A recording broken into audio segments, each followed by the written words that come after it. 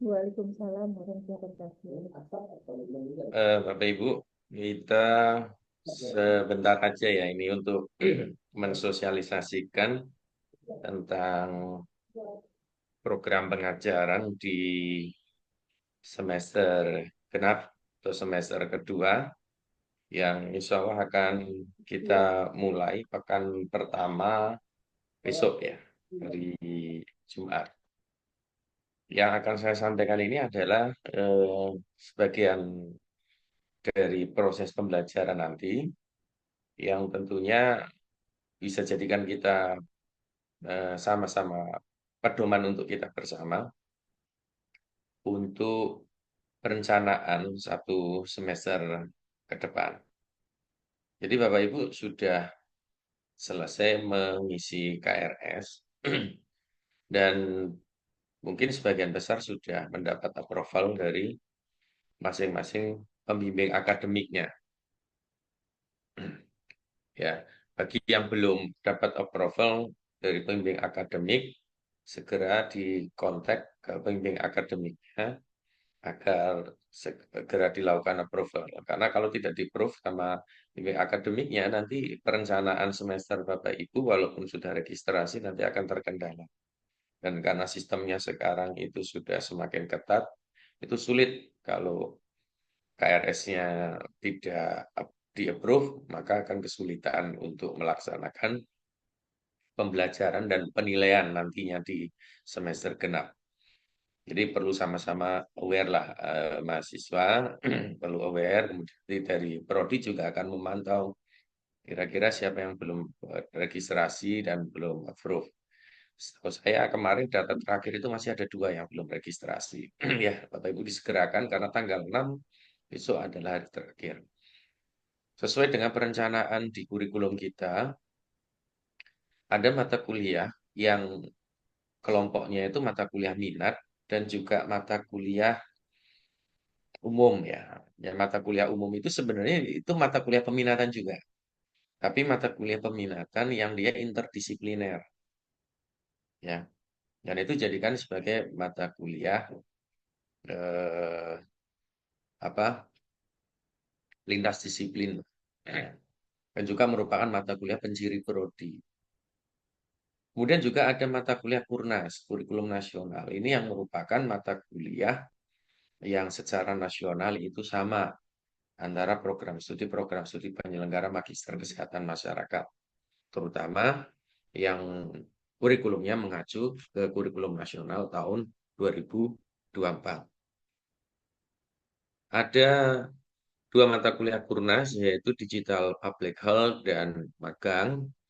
Bapak Ibu wajib mengambil itu, ya. Baik peminatan apapun, karena kita ada 4 peminatan, KMK, Kebijakan dan Manajemen Kesehatan, K3, Promkes, sama Epidemiologi, itu wajib mengambil mata kuliah Kurnas nih. Digital Public Health itu mata kuliah yang secara kompetensi memberikan pemahaman kepada calon magister kesehatan masyarakat untuk menggunakan ya teknologi sebagai bagian daripada perencanaan, pelaksanaan maupun evaluasi kesehatan. Jadi nanti konteks digital public health ini merupakan mata kuliah yang sedikit bersinggungan dengan masalah teknologi, terutama adalah teknologi informatika. Bapak Ibu yang bekerja di pijakan, bekerja di epidemiolog, bekerja di kesehatan kerja, maupun bekerja di promosi kesehatan, itu ada kalanya pasti akan bersentuhan dengan ini. Ya, karena eranya memang sudah merupakan satu model era digitalisasi. Walaupun sekedar untuk collecting data aja sekarang sudah digitalisasi. Jadi, ya, langkah pentingnya mata kuliah ini untuk mendukung kompetensi Bapak Ibu. Nah, pengajarnya ada saya, Bu Indah, sama Bu Marleni ya. Kemudian yang kedua, mata kuliah kurikulum nasional yang kedua adalah tentang magang. Magang atau kita juga bisa menyebutnya dengan residensi, internship. Kita selenggarakan magang ini di semester ini. Detail pelaksanaan magang ini nanti akan ada masa atau fase tersendiri untuk apa untuk penjelasannya ya. Karena magang ini adalah kegiatan ya, kegiatan di luar dari kampus, tetapi tetap kontrolnya adalah dari kampus. Dan selama magang ini nanti kami menyarankan agar magang itu bisa dilakukan sesuai dengan minat. Kemudian juga bisa dilakukan di lingkungan instansi tempat bekerja. Artinya kalau misalnya minatnya Promkes, ya silakan ambil aktivitas promosi kesehatan dengan lingkup kerjanya atau wilayah kerjanya itu adalah wilayah kerja tempat bekerja. Jadi misalnya di Puskesmas A ya silakan gunakan wilayah kerja di Puskesmas A itu untuk melaksanakan kegiatan residensi atau magang. Kemudian kalau epidemiolog misalnya, itu juga dilaksanakan di instansi atau wilayah kerja dari instansi tersebut. K3 juga demikian. Manajemen kesehatan, kebijakan dan manajemen kesehatan juga demikian. Cuma nanti akan ada pedoman tersendiri untuk pelaksanaan masing-masing kegiatan tersebut. Pada intinya, pelaksanaan magang ini adalah untuk mengimplementasikan dari proyek intervensi yang berkenaan dengan minat masing-masing. Jadi, kalau dulu Bapak Ibu di apa S1 ya, program S1 itu kenal dengan istilah pembelajaran praktek belajar lapangan, problem solving ya. Kalau magang ini nanti kurang lebih prosesnya seperti itu, tapi fokus yang dilakukan adalah membuat proyek intervensi. Ya kalau kemarin ada tugas, salah satu tugas yang saya dapat info dari Bu Sarifah Farida tentang apa tuh ya yang di kegiatan SPPG ya. Nah, itu sebenarnya bisa dijadikan sebagai bentuk daripada aktivitas magang ya. Cuma kita harus kerucutkan proyek itu mengikuti prosedur pengelolaan seperti apa. Mulai dari perencanaan, pelaksanaan, sampai dengan evaluasinya. Nanti akan kami siapkan pedoman. Dan secara teknis, magang ini tidak ada perkuliahannya. Ya, jadi magang itu tidak ada perkuliahan secara daring maupun offline. Yang ada adalah nanti pembekalan, kemudian supervisi, kemudian evaluasi. Ya, jadi yang ada itu nanti komponennya adalah pembekalan, supervisi. Ya, ini kita supervisi juga masih kita pikirkan sama dengan evaluasi. Evaluasi itu berarti artinya penilaian. Nah, tentunya karena magang ini merupakan aktivitas di luar, maka magang ini membutuhkan ya, membutuhkan peran dari pihak luar sebagai pemantau lapangan atau pembimbing lapangan atau ya kalau di ya, berarti merupakan mereka-mereka yang bekerja di lingkup instansi tersebut yang memiliki kesesuaian dengan minat Bapak Ibu. Di, diprioritaskan ya, diprioritaskan yang sesuai dengan minat. Jadi kalau misalnya Bapak Ibu yang prokes, maka kerjanya didampingi pengelola lapangan yang memahami tentang proyek promosi kesehatan. Jadi siapa? Ya paling tidak fungsional, ya. Jadi upayakan yang bisa membantu di lapangan itu nanti kalau ASN adalah fungsional yang madya. Jadi fungsional madya ini biasanya ya jumlahnya tidak banyak kan. Makanya nanti satu fungsional itu bisa membawai beberapa kalau itu di satu instansi ada. Bagaimana Pak jika tidak ada fungsional yang madya? Misalnya adminkesnya tidak ada yang madya, epidemiolognya tidak ada yang madya, promkesnya tidak madya, tidak ada yang madya, atau pembimbing K3-nya tidak ada yang madya, nah itu baru kita turunkan grade-nya ke yang ahli. Ya, karena bagaimanapun juga fungsional yang ahli itu berarti dia sudah menerapkan proyek intervensi dalam tata kelola pengajuan angka kreditnya. Bagaimana Pak kalau fungsional itu sama-sama belum ada? Misalnya saya dinasnya di rumah sakit, belum ada Pak, di situ pembimbing K3-nya. Maka proyek itu harus dimonitor oleh minimal adalah kepala instansinya ya. Tapi kalau kepala instansi yang levelnya lebih tinggi, kepala rumah sakit misalnya, kepala dinas itu justru biasanya malah sulit untuk memonitor. Jadi silakan Bapak Ibu nanti bisa menggunakan eselon di bawahnya, misalnya bidangnya atau koordinator ya, kalau di ini seksi atau koordinatornya. Misalnya koordinator HSE, Health Safety Environment di rumah sakit, koordinator penyakit tidak menular atau koordinator surveillance atau pengendalian penyakit, mungkin namanya tergantung di masing-masing wilayah di apa dinas maupun ya dinas kota maupun dinas provinsi silakan itu mulai sekarang dieksplorasi siapa yang kira-kira nanti akan diminta untuk dijadikan staf atau apa dosen pembimbing lapangan. Jadi nanti Bapak Ibu akan mendapatkan form untuk memilih lokasi magang ya. Kemudian bagaimana dengan pembiayaan? Ini perlu saya sampaikan bahwa pembiayaan magang yang ditanggung ini sifatnya subsidi silang. Pembiayaan magang yang ditanggung oleh institusi itu adalah berkenaan dengan pembiayaan dosen pembimbing fakultas.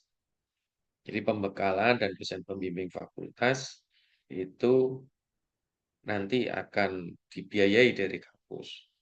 Tapi apakah pembimbing lapangan itu nanti dibiayai dari kampus atau tidak, itu nanti pembimbing lapangan itu tentunya dibiayai oleh mahasiswa. Karena kemarin dalam program anggaran kita masih belum disetujui ya untuk pembimbing. Jadi nanti ada dana mandiri dari Bapak Ibu yang besarannya akan kita tetapkan. Jadi biar seragam, misalnya harus memberikan bimbingan selama periode magang ya selama 4 minggu kurang lebih magangnya itu staf pembimbing lapangannya yang membantu untuk proses konsultasi dan monitoring di lapangan itu nanti harus diberi eh, apa honor untuk membimbing.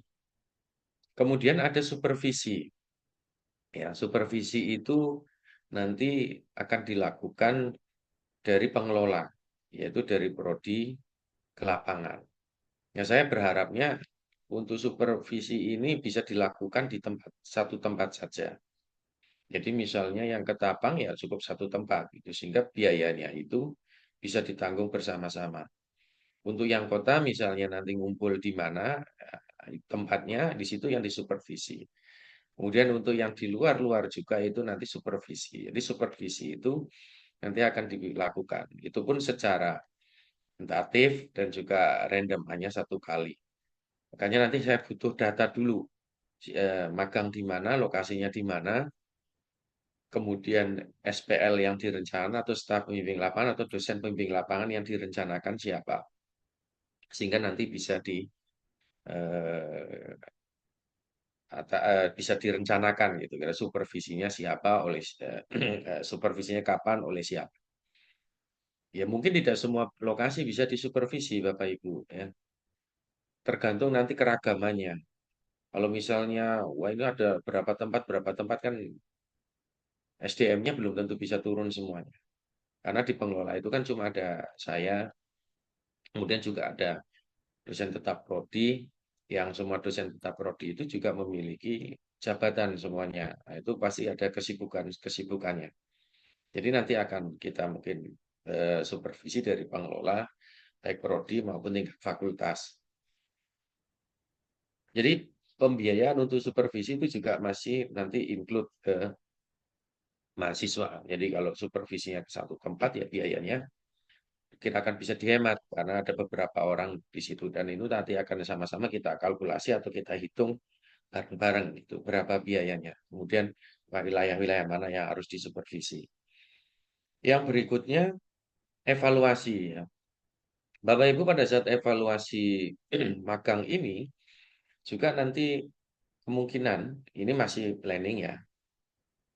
Apakah akan dihadirkan secara daring supervisornya di lapangan atau hanya supervisor di lapangan memberikan penilaian saja, tapi presentasinya di depan fakultas. Jadi di depan pembimbing fakultas. Jadi kayak magang yang biasanya S1 itu ya supervisinya, maaf, evaluasinya dilakukan oleh dua pembimbing fakultas dan pembimbing lapangan.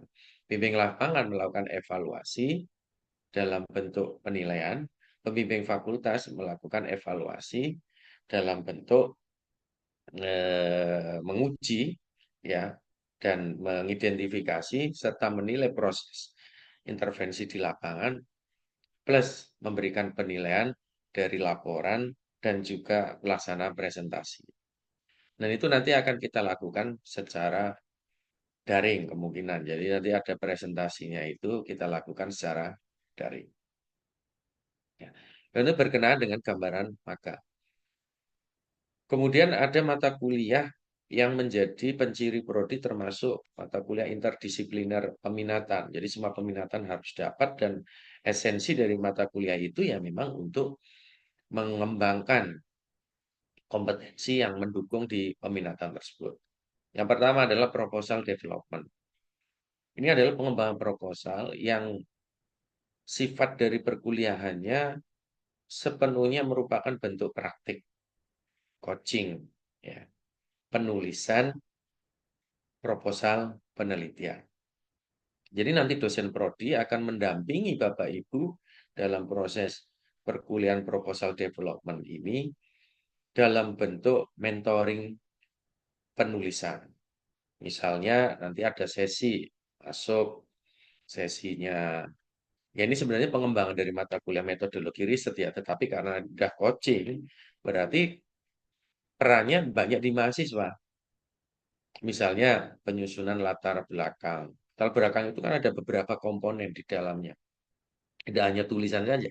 Tapi apa misalnya penarikan masalah. Bagaimana kita bisa mengidentifikasi masalah yang bisa ditarik untuk riset. Kemudian bagaimana cara menulisnya. Masing-masing Bapak Ibu sudah siapkan tulisannya, kemudian nanti akan dipresentasikan dan akan diberikan masukan oleh para dosen-dosen di prodi. Ya mungkin secara bergiliran. Jadi ada kami berlima, saya, Bu Linda, Bu Yinda, Pak Risma dengan Bu Dini. Dia penulisan pustaka. Apa saja literatur review yang harus dimasukkan dalam penelitian tersebut? Bagaimana strategi pencariannya? Bagaimana menarik kesimpulan dari beberapa referensi yang ada? Itu nanti di-coachingkan pada Bapak Ibu. Jadwalnya di hari Sabtu. Jadi mata kuliah interdisipliner itu semuanya kita jadwalkan di hari Sabtu. Dari Jumat itu pekannya memang hanya untuk pekan eh, apa peminatan. Kemudian ada mata kuliah yang lainnya, teknologi dan manajemen kesehatan di wilayah air dan sungai, pemberdayaan masyarakat multikultural, dan manajemen sumber daya kesehatan dan kemitraan. Ini sama seperti perkuliahan pada umumnya, di situ ada tatap muka, ada pembelajaran, kemudian ada penugasan, dan ada proyek. Nanti tergantung masing-masing dosen penanggung jawabnya mengembangkan RPS-nya. Ya, mungkin nanti akan di pertemuan awal mungkin akan diulas dulu ya Bapak Ibu secara garis besarnya. Nah, perkuliahannya itu semuanya di hari Sabtu. Kemudian yang perkuliahan hari Jumat, ini saya mohon maaf ya Bapak Ibu.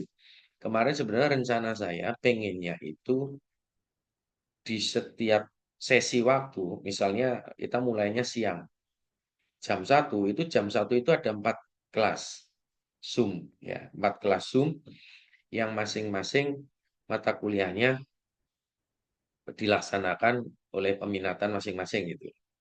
Tapi ternyata setelah kita kalkulasi dosen-dosen pengajarnya memang tidak mencukupi Bapak Ibu. Jadi tidak mencukupinya gini, karena kami hanya berlima, kemudian ditambah beberapa dosen dari luar, pasti bentrok. Jadi kami itu pasti bentrok. Nah mungkin saya bisa mengajar di ini dengan jam yang sama. Makanya kami prodi mensiasati. Bapak Ibu menerima jadwal, ada yang peminatan itu mulainya pagi, sesi pagi ya, jam 8, jadi sebelum Jumatan gitulah. Jam 8, jam 9.40, atau 9.30. Kemudian ada yang dimulainya siang hari, jam 10, jam 10 ya, jam 1, jam 13, dua sesi, dua mata kuliah ya, sampai jam 14, berapa ya? Jam 13 ya, 15 maaf, jam 15. Jadi ada peminatan dua di pagi, dua di siang. Karena ini untuk mensiasati penggunaan Zoom. Karena kami hanya memiliki dua akun Zoom untuk proses pembelajaran online-nya. Kemudian yang kedua, untuk juga memberikan kemudahan dan fleksibilitas kepada dosen pengampu mata kuliahnya, agar tidak terjebak di jam yang sama dengan peminatan yang berbeda. Apalagi dosen-dosennya juga masih mengajar di jenjang S1 yang peminatan di hari Sabtu, di hari Jumat dan Sabtu. Oleh karena itu mohon dimaklumi Bapak Ibu ya. Mungkin ada yang dapat, oh Pak saya peminatan masuknya di Jumat pagi, tidak jadi Jumat siang. Ya, saya berharap karena sistemnya ini untuk peminatan itu adalah online, Bapak Ibu bisa lebih fleksibel. Ya, lebih fleksibel itu artinya ya pada saat kuliah mungkin sambil berkegiatan ya seperti yang saya pesankan sebelumnya, diupayakan biarpun sedang berkegiatan tetap menyimak itu, menyimak perkuliahan sehingga ada tugas ataupun hal-hal yang disampaikan oleh dosennya masih tetap terskimming gitu ya. Ya, kalau ada tugas ya kebetulan bisa ketahuan gitu karena kemarin ada beberapa evaluasi saya. Ada mahasiswa yang terlewat dengan tugas, ada dosen yang tidak memberikan penilaian maksimal karena tugasnya ternyata tidak dikerjakan. Ternyata ya memang karena mungkin tidak tahu lagi sedang berkegiatan, ternyata oh pas ada tugas gitu. Jadi saya khawatir seperti itu. Apalagi ini kelasnya kan lebih kecil ya. Yang paling banyak Promkes 8 orang, kemudian KMK itu 7 orang, Epid dengan K3 itu sama-sama 6 orang. Ya, jadi ini kan kelas kecil-kecil. Jadi kan semacam kayak diskusi sebenarnya. Makanya kita selenggarakan secara online saja.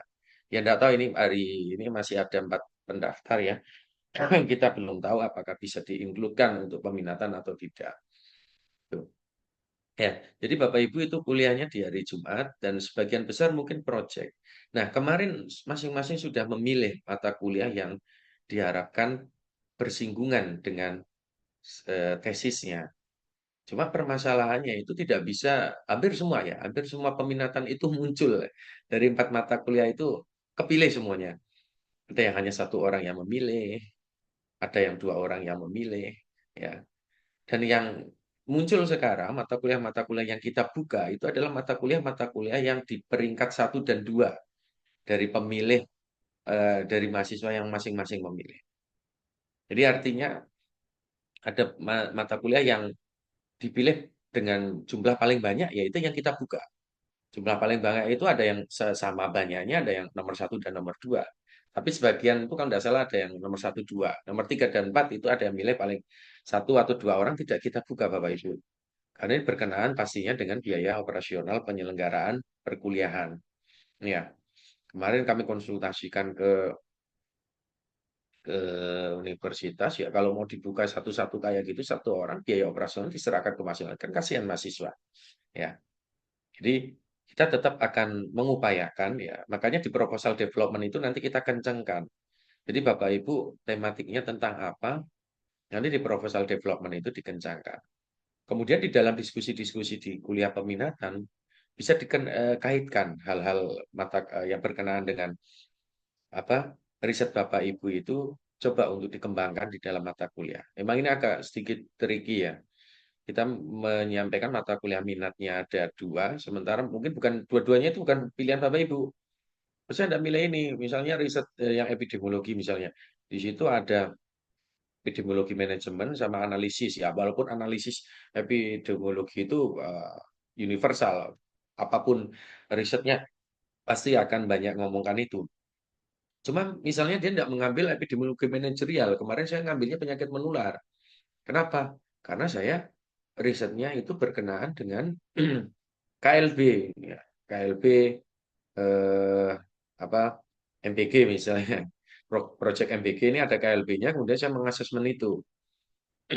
Mungkin tidak akan muncul dalam dalam RPS di epidemiologi manajerialnya, tapi silakan Bapak Ibu nanti ketika pembahasan-pembahasan dosen di mata kuliah tersebut di manajerial itu mengkaitkan antara situasi epidemiologi dengan bagaimana perencanaan program pengendalian itu bisa dilakukan. Pengendalian masalah kesehatan itu bisa dilakukan. Misalnya, gimana untuk perencanaan pengendalian, bagaimana asesmen terhadap faktor risiko KLB-nya, evidence base-nya harus dicari dengan cara seperti apa? Karena yang namanya epidemiologi manajerial itu kan sebenarnya melakukan perencanaan manajemen, ya, pengelolaan masalah kesehatan berbasis bukti dari angka-angka atau ukuran-ukuran epidemiologi. Konteksnya sebenarnya seperti itu. Jadi ya bisa saja itu dipas-paskan gitu ya. Tapi mudah-mudahan nanti bisa bisa mendukung atau mendorong Bapak Ibu untuk tetap bisa walaupun mengambil mata kuliah yang bukan minatnya, bukan pilihannya ya, tapi masih tetap bisa sesuai dengan tugas akhirnya atau tesisnya. Nah, perkuliahannya ini secara keseluruhan Bapak Ibu, ya. Kita ada 16 pekan sesuai kalender akademik yang sudah ditetapkan universitas. Perkuliahan kita akan berakhir di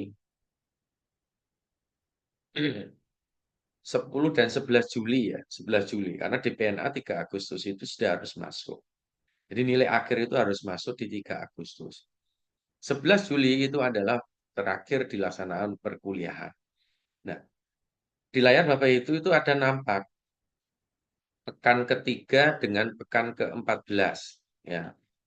Pekan ketiga dengan ke-14. Ini tawaran dari saya. Pekan ketiga dengan pekan ke-14 yaitu 10 April, 11 April, hari setelah masuk ya, setelah pelaksanaan Idul Fitri, itu kita akan lakukan kuliah offline. Nah, pada saat kuliah offline, baik kuliah Jumat ataupun Sabtu, itu dua-duanya adalah mata kuliah yang interdisipliner tadi, yang ada 5 mata kuliah tadi. Jadi di Jumatnya itu mata kuliah tersebut, nanti di Sabtunya juga mata kuliah tersebut. Jadi semuanya itu hadir, Bapak Ibu. Ya, jadi semuanya itu hadir ke kampus untuk mata kuliah yang sama, yang interdisipliner. Kemudian pekan ke-14, sebelum 2 pekan sebelum pelaksanaan ujian akhir, itu tanggal 26 Juni, 27 Juni, itu juga sama, offline. Ya, itu hadir ke kampus. Jumatnya itu 5 mata kuliah, Sabtunya 5 mata kuliah. Terus bagaimana dengan mata kuliah peminatannya? Mata kuliah peminatan yang full, jadi nanti ada Jumat dan Sabtu peminatan yang dilakukan secara daring juga, itu di pertemuan pekan ke-6 dan ke-15, yang mengganti tadi. Pekan ketiga dan ke-14 itu di pekan ke-6 dan pekan ke-15. Nah, di pekan ke-6 itu ada May Day ya. Tidak salah tanggal Mei itu libur. Nah, ini nanti mungkin akan kita diskusikan lebih lanjut ya menjelang pelaksanaan itu. Apakah akan diselenggarakan di hari Jumatnya atau mungkin diselenggarakan seperti biasa di hari kerja Senin sampai Kamis, tapi kita ambil waktunya sore dan malam hari. Kalau kalau saya ini kan pasti libur. Cuma kan kalau kita setiap libur Jumat terus Sabtunya enggak kuliah, Jumat Sabtunya enggak kuliah, mungkin yang terjadi nanti akan kurang pertemuannya. Jadi di pekan ke-6 sama pekan ke-8 karena kebetulan itu UTS ya. Ya walaupun terjadwal di situ UTS di hari Jumat, tapi mungkin pelaksanaannya kan biasanya kalau UTS bisa saja RPS-nya itu kuliah, bisa saja RPS-nya itu adalah evaluasi proyek ya. Nah, itu silakan nanti bisa di di pekan tersebut nanti akan kita coba untuk diskusikan lagi dengan para dosen-dosennya. Yang penting yang coba untuk kita sepakati adalah pekan ketiga dengan pekan ke-14 ini. Dari Prodi itu menyiapkan 2 sesi untuk kuliah offline. Jadi Bapak Ibu selama 1 semester ke depan ini bisa berinteraksi ke kampus itu adalah di pekan ketiga dan pekan ke-14. Sama seperti sebelum-sebelumnya yang selalu saya sampaikan bahwa kuliah kita itu hybrid ya. Jadi itu yang dapat saya sampaikan ya. Nanti detail detail ini bisa kita minta buat Pak Anton buatkan linknya untuk sama-sama kita memonitor bagaimana perkuliahan di setiap pekannya agar bisa berjalan. Nanti di Prodi tetap akan fasilitasi mengkomunikasikan dengan dosen-dosennya ya. Kemudian perlu saya sampaikan bahwa variabilitas ya dari dosen ini di Prodi S2 itu tidak banyak. Maka ada kalanya mungkin dosen harus switch-switchan jadwal ya. Switch-switchan jadwal misalnya di pagi ke siang, siang ke pagi. Ya, ini kita akan sedikit agak sulit Bapak Ibu. Beda dengan kemarin karena semuanya itu kuliahnya bareng. Kalau ini kadang kita kuliahnya sama-sama. Jadi nanti mohon pengertiannya untuk saling berkomunikasi ya dengan saya untuk mata kuliah peminatan terutama itu kalau mau mengganti waktu seperti apa. Dan saya berharap masing-masing peminatan nanti ada koordinatornya. Biasanya kalau koordinator kelas, ya ketua kelasnya itu mungkin fungsinya untuk di hari Sabtu ya, Bayu, untuk komunikasi di hari Sabtu, sama dibantu nanti dari tim admin Prodi dan juga saya sendiri. Nah, yang hari Jumat ini karena ada 4 peminatan, nanti yang tugas menghubungi dosen ya, tugas untuk memastikan kehadiran dosen biasanya nanti Prodi. Saya sendiri nanti akan memastikan untuk hari Jumat itu siapa-siapa nanti diumumkan Pak Anton. Kemudian kalau ada perubahan-perubahan, saya butuh kontak. Masing-masing peminatan itu siapa apa koordinatornya. Sehingga nanti kalau ada perubahan bisa diinformasikan kepada koordinator minatnya untuk bisa dijadwalkan ulang ya. Kapan waktu yang available baik dosen maupun mahasiswa. Buat kami, catatannya adalah yang penting 16 pekan ini bisa dilalui sebanyak 16 pekan, ya, 16 sesi pertemuan. Harapannya seperti itu. Jadi nanti akan sama-sama kita evaluasi untuk semester kedua ini bagaimana. Makanya dalam proses evaluasi itu kan ada monitoringnya. Jadi setiap minggu nanti akan kita cek, minggu akan kita cek, setiap minggu akan kita cek. Kemudian untuk perekaman ya, perekaman karena ini ada 4 minat, saya belum bisa memastikan apakah mata kuliah peminatan itu bisa direcord ya. Jadi biasanya itu kan Pak Anton pasti merecord, kemudian dimasukkan di Google Drive untuk membantu mahasiswa yang tidak bisa mengikuti agar bisa mereview ulang materi-materinya. Nah, kita hanya punya 2 akun Zoom, terus kemudian kampus itu sampai sekarang itu kita masih belum dapat tambahan apa tambahan komputer ya untuk melakukan perikotan. Jadi kalau tidak salah itu mahasiswa bisa melakukan recording ya. Nanti silakan dari koordinatornya salah satunya giliran lah misalnya kita kuliah apa-apa nanti bisa direcord. Kemudian disimpan dalam drive tertentu untuk bisa diakses sama-sama yang kawan satu peminatan. Ya memang mau tak mau harus butuh kerjasama juga. Artinya selama ini memang kita fasilitasi. Nah, kalau yang hari Sabtu sih insya Allah akan tetap kita record ya. Tapi kalau untuk yang hari hari Jumat itu karena ada 4 peminatan, mungkin nanti saya jadwalkan recordnya bergilir. Misalnya minggu ini jam yang pagi di recordnya di KMK, nanti jam yang kedua di recordnya yang di EPIT, jam yang ketiga di recordnya di jam K3, di minat K3, jam yang berikutnya di recordnya jam di apa minatan yang promgas. Nah, itu berarti per pekan itu paling hanya dapat 1 record aja. Padahal ada 2 mata kuliah. Nah, yang 1 mata kuliah itu nanti bisa dibantu mahasiswa dari koordinator minatnya untuk merecord. Sehingga dokumen dari kegiatan perkuliahan itu tetap ada dan bisa dipelajari kapan waktunya Bapak Ibu sudah selesai, pengen membaca lagi atau mendengarkan lagi perkuliahannya. Ya, baik. Saya kira penjelasan dari saya untuk sosialisasi pelaksana semester genap ini sudah saya sampaikan. Silakan kalau ada yang mau ditanyakan. Dan bagi yang belum hadir untuk ikut ini, insya Allah nanti Pak Anton akan memberikan recordnya, ya. Jika bisa dicerna untuk Bapak Ibu yang izin perkuliahan tidak hadir bukan izin perkuliahan, izin tidak menghadiri sosialisasi siang hari ini. Kemudian untuk besok, 2 pekan besok ya, Jumat Sabtu besok, insya Allah sebagian besar dosen sudah bisa hadir, namun mungkin masih hanya untuk kontrak perkuliahan dan selayang pandang terkait dengan kompetensi dari mata kuliah yang akan disampaikan. Ya, jadi minggu minggu atau minggu ini ya belum bisa. Dan perkuliahan minggu ini itu satu SKS-nya 30. Jadi satu mata kuliah hanya 1 jam, 1 jam bulat. Eh, eh, Tan, satu SKS berapa Tan? Untuk kuliah S2? Enggak, untuk satu mata untuk selama bulan puasa. Berarti 1 jam aja ya.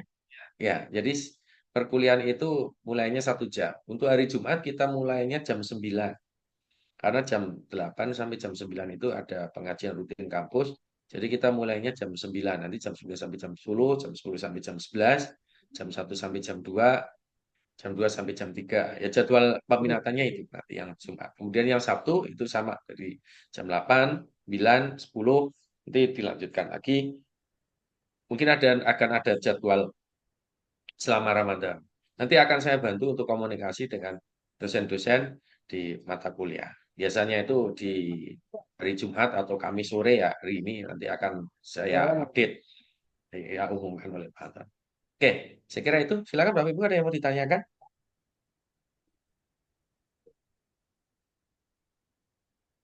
Ada yang mau tanya tentang magang, lokasi atau apa? Biar kan dulu ya, berkontemplasi diri dulu kira-kira mau magangnya di mana. Ya mudah-mudah aja yang dekat dengan tempat kerja atau yang memang di tempat kerjanya. Silakan. Izin Pak Andri, Silakan, Kak Nurul. Di off-kan eh, lagi loh. mungkin untuk Saya. jam ya Pak ya, untuk jam perkuliahan ini kan kalau untuk besok itu tanggal 6 ya, itu ini kan yang sudah masuk di materi peminatan, bukan peminatan, apa? Maksudnya yang Umum EPIT lah, sendiri, yang ketiga sendiri gitu ya Pak ya. Untuk iya, iya, jamnya, peminatan betul. apakah dari pagi sampai selesai itu hanya 2 mata kuliah itu atau bagaimana Pak? Ya, hanya 2 mata kuliah. Jadi mungkin ada Oh. peminatan yang kenanya di pagi, berarti dia jam 8 sampai jam 8 9 ya, sampai jam 10. Nanti ada yang kenanya di Oh, siang gitu. Kalau oh tidak salah begitu. jadwalnya kan sudah tayang ya kemarin ya sama Pak Anton ya. Jadi diunduhkan di grup belum ya? Atau enggak nanti saya Sepertinya belum sharekan. ada Ada. Pak. Sepertinya belum Oh, ada belum Pak. ada ya. Oke, oke. Belum ada. Nanti Belum saya ada, minta Pak. Pak Anton dua jadwalnya ya. Iya. Jadwal 16 pekan dan jadwal apa per pekannya. Jadi jam berapa Jumat, jam berapa Sabtu. Ya. Ya karena harapan saya ini sebenarnya sama kayak kemarin Jumat itu ya free dari pagi sampai siang Bapak Ibu. Tapi kalau ada yang berkegiatan atau apa ya, tapi saran saya walaupun dalam berkegiatan tetap harus menyimak ya. Seperti biasanya, sama seperti biasanya. Cuma Iya mungkin Pak. ada yang kebagian Kalau kami kebagiannya jam pagi, ada yang kebagian jam siang. Oke. Jadi hanya 2 mata kuliah di Jumat. oke baik Pak. Terima kasih. Oke, yang lain? Oke ya. Izin Tidak ada Pak, lagi. Oh ya, izin Pak. silakan. Ini Pak, terkait masalah magang. Tadi kan Bapak Hmm? menyampaikan bahwa adanya nanti pembimbing untuk kita di magang nanti, dan Hmm. apa disarankan atau diusahakan untuk yang dengan fungsional media, itu ya Pak ya. Ya, betul. Gimana Pak? Atau mungkin bisa diulangi? Saya mungkin kurang menanggapi tadi Pak. Kurang Ya, paham. ya, ya. Betul. Ya, jadi yang diprioritaskan itu adalah yang fungsionalnya madya. Madya berarti udah golongan 4 ya. Ya. Eh, iya betul ya. Kalau muda ya masih 3D kan itu Iya, kan. iya Pak, udah golongan Ahli 4. kan masih awal ya. Jadi kan nanti kalau fungsionalnya kurang lebih ahli kan dengan Bapak Ibu sama berarti kan. Makanya yang saya prioritaskan tadi, kalau Bapak Ibu yang ambil Promkes, epidemiologi, K3, sama AKK itu kan masing-masing udah punya rumah fungsional ya. Adminkes, epidemiolog, pembimbing K3, sama penyuluh kesmas. Diprioritaskan adalah yang fungsionalnya Madya. Ya, jadi fungsional Madya. Cuma fungsional Madya itu kan kan dalam satu wilayah ya, kabupaten itu belum tentu ada. Ya kalau ada syukur. Nah kalau belum ada bagaimana? Nah kalau belum ada tadi yang kedua ya diturunkan. Ya, jadi yang artinya yang muda lah. Sama Pak saya dengan dia muda ya enggak masalah kan. Kemudian kalau tidak ada juga fungsional yang serupa, misalnya pembimbing K3 belum ada Pak fungsionalnya. Ya, gimana? Jabat eselonnya. Ya, kepalanya. Mak, tadi saran saya jangan kalau bisa ya jangan kepala atau direktur karena pasti sibuk. Ambil saja yang mudah untuk berinteraksi dan bisa untuk berdiskusi adalah koordinator ya. Kalau dulu seksi ya, koordinator yang membidangi sesuai dengan minat Bapak Ibu sekalian. Jadi kalau misalnya promkes ya carilah koordinator promkesnya. Kalau misalnya epidemiologi ya carilah koordinator di P2-nya. P2-nya misalnya dia khusus untuk surveillance ada koordinatornya, atau penyakit menular ada koordinatornya, ada PTM koordinatornya. Sesuaikan. Misalnya nanti mau bikin proyek intervensinya adalah penyakit menular, ya, ya itu pakai aja yang di koordinator untuk pengendalian penyakit menularnya. Jadi kita agak fleksibel untuk pembimbingan lapangan, tetapi diupayakan minimal ya, walaupun dia koordinator ataupun eselon tadi adalah sebisa mungkin S2. Makanya nanti akan ada link untuk kita minta Bapak Ibu untuk mengisi rencana magangnya di mana, kemudian rencana SPL-nya siapa, wilayah kerja magangnya apa. Ya, nanti akan kita assessment. Kalau misalnya, oh, udah ada lagi yang di sana, ya silakan nanti kita diskusikan. Tapi yang kita minta adalah yang paling tidak itu berjenjang pendidikannya sama, ya, S2. Atau kalaupun dia fungsional, paling tidak fungsionalnya muda ataupun madya. Karena ini kan proyeknya adalah intervensi ya. Untuk magang ini kan intervensi, jadi program melakukan perencanaan, pelaksanaan dan evaluasi program. Jadi minimal yang membimbing itu adalah orang-orang yang pernah. Walaupun Bapak itu juga itu sebagian besar juga pernah pasti melaksanakan kegiatan program intervensi. Baik. Tuh. Eh, Kira gitu ya? Jadi, Ya, begini jelas Pak, ya? ini kan kebetulan kan insya Allah di tempat saya magang itu di tempat saya bekerja sekarang. Dan yang Puskesmas ya muda, sekarang. gimana Pak? Di puskesmas ya. Iya, di puskesmas Pak. Dan kebetulan Hmm. yang fungsional muda yaitu saya Pak. Dan yang di bawah itu teman-teman yang P3K dengan ahli pertama. Iya, iya, Jadi iya. itu Paham. seperti apa? Terus ini juga Pak, Iya. kayak Bu Nopi, ini kan Pak, Bu Nopi Liana ini kan memang Madia di Promkes yang ada di Kabupaten Ketapang Pak. Jadi beliau juga bingung nih, nanti dia Nggak siapa bisa yang ya, kan bimbing? nggak bisa. Nggak bisa jadi pembimbingnya dong. Nggak bisa jadi. Ya, oke. Kayak kayak kasus yang di puskesmas. Kalau nggak salah, puskesmas jauh Kak ya dari Ketapang kan. Itu kan Ya, iya. berapa jam ya. Nah, itu nanti bisa menggunakan kepalanya. Ya, Oh, kepala baik. puskesmasnya. Kemudian kalau Kak Novi kan dia masih mau cari siapa lagi kan. Dia dia dia aja biasanya mungkin yang matiannya dia kan. Dia carilah bidangnya, Pak Kabitnya. Ya, Pak Kabit yang membidangi Promkes Baik, biasanya Kabit Kesmas ya. iya Pak, Kabit Kesmas. Kabit Kabit Kesmas atau ya. Bu Kadis kali ya Pak? Kabit aja lah ya Pak. Bukan nanti kalau Kadis. Mana sempat diajak konsultasi. Aman Pak. Terus honornya kan nanti Baik besar tuh Ibunya. jadinya. Yang soalnya yang ngasih Ya honor nanti aman ya Pak, baik. dari Baik. kantong mahasiswa gitu. Walaupun kita nanti menetapkan berapa standar minimal untuk pemberian honor pembimbing lapangan ya. Tapi kan nanti tetap juga dari mahasiswa. Ya, jadi khawatir juga kalau nanti yang eselon-eselonnya tinggi-tinggi selain sibuk malah tidak bisa membimbing. Ya sebenarnya sih idealnya sih kepala ya. Tapi saya kan melihat fleksibilitas dari beberapa pengalaman magang S1 itu kadang justru yang banyak membimbing itu malah yang bersentuhan langsung dengan bidang tersebut. Gitu. Karena ya itu setiap hari pun konsultasinya kan udah dengan itu. Apalagi kalau itu berkenaan dengan wilayah ini. Kemudian yang satu lagi ya, yang untuk dinas. Yang untuk dinas itu kan kewilayahannya luas. Jadi tetap nanti interproject intervensinya itu lokasinya di mana, itu harus ada kejelasannya di situ. Jadi proyek intervensinya itu bukan di dinas kesehatan Tapang misalnya, tetapi di wilayah mana?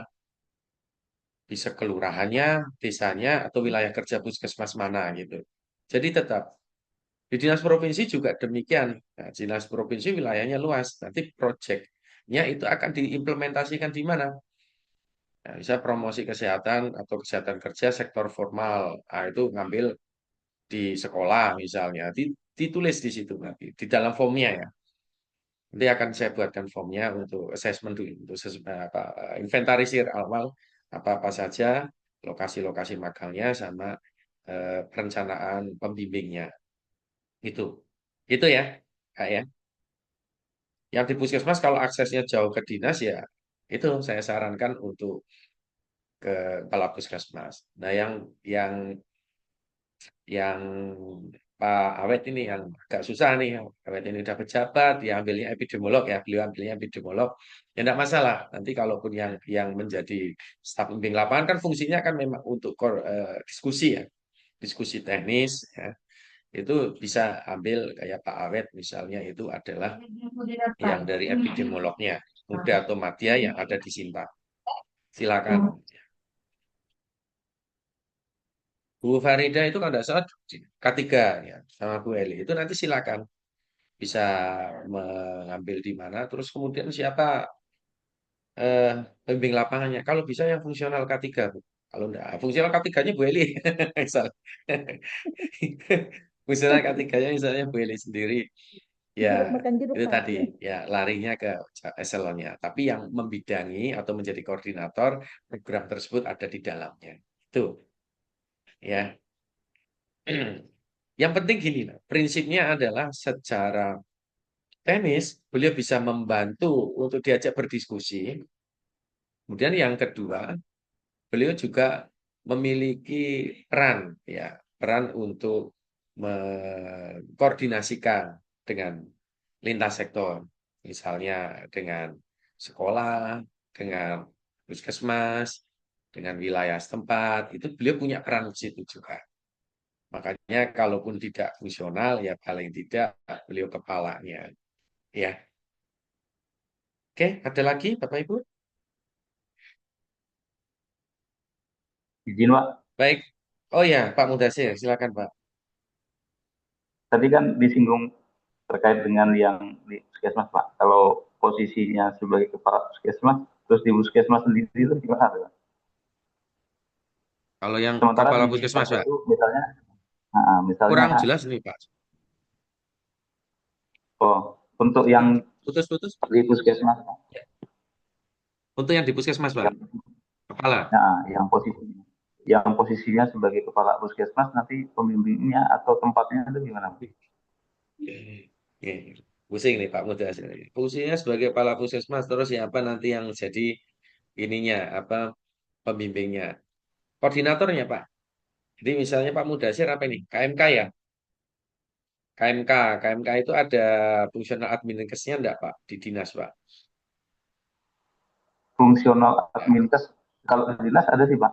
Maksudnya kalau kita ngambilnya berarti kan harus magangnya ngambilnya di dinas itu Pak. Enggak masalah. Yang penting yang bisa diajak diskusinya nanti dia enggak harus dia di puskesmas Pak.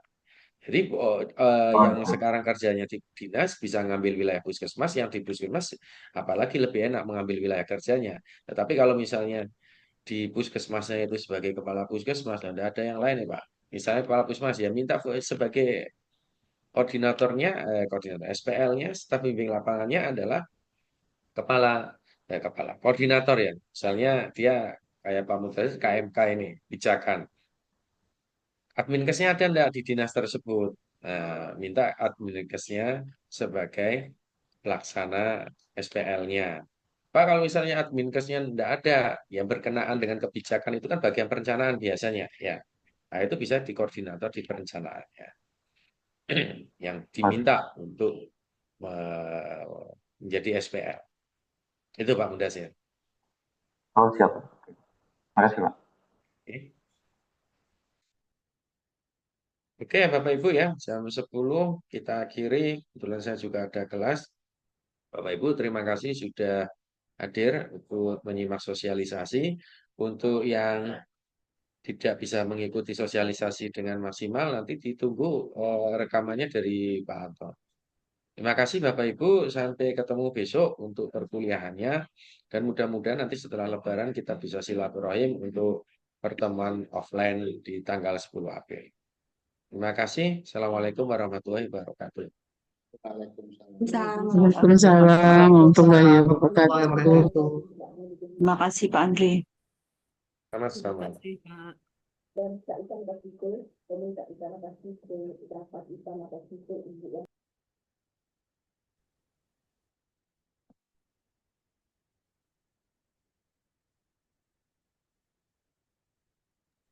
Besok kan masuk nih.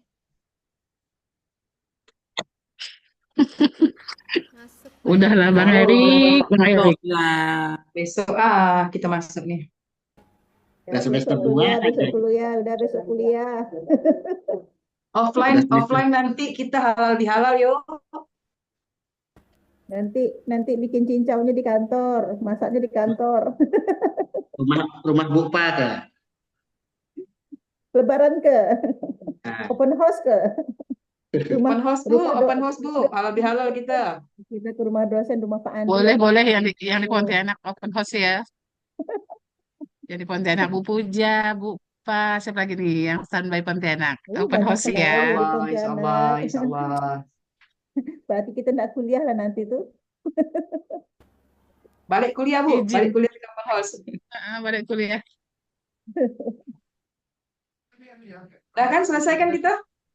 Izin live ya Udah. teman-teman ya. Izin Mau live ke bank ya. dulu saya nih. Ya, semua. Ya, Ya, Assalamualaikum. Assalamualaikum. Dadah, sampai ketemu lagi.